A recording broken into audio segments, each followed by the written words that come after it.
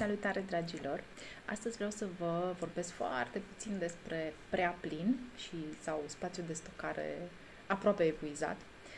În ultima vreme am primit mesaj de la Google Drive că spațiul meu de stocare este aproape plin, de la căsuța de e-mail că nu o să mai pot să primesc în curând mesaje pentru că am prea multe. Și cel mai recent am primit de la Zoom că nu mai am spațiu de stocare pentru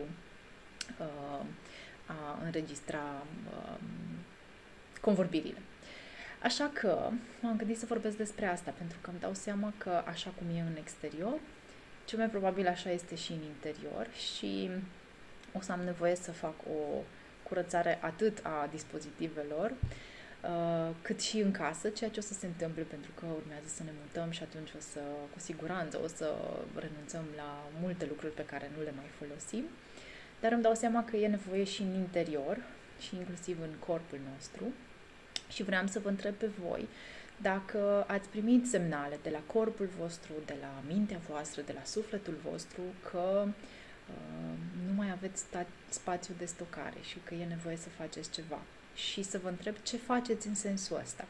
Și eu să vă spun data viitoare ce fac eu, să golesc un pic din spațiu din interior, dinăuntru.